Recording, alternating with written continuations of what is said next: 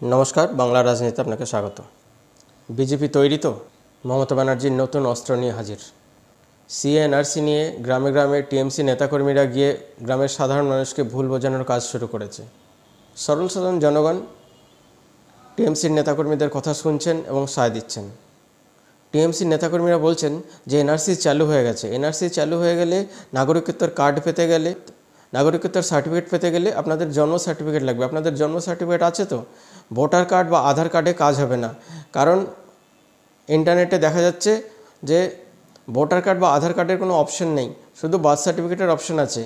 সাধারণ মানুষকে তারা জিজ্ঞেস করছেন যে আপনাদের বার্থ সার্টিফিকেট আছে তো? বার্থ সার্টিফিকেট না থাকলে ভোটে যদি বিজেপি জিতে যায়, বিজেপি জেতার পরে আপনাদের দেশ থেকে তাড়িয়ে দেবে, তখন আপনারা কি করবেন? এইসব কথা বলে টিএমসির নেতাকর্মীরা সাধারণ মানুষকে ব্যতিব্যস্ত করে তুলেছেন এবং ভীত সন্ত্রস্ত করে তুলছেন ধীরে ধীরে। যেখানে অমিত শাহ বারবার বলে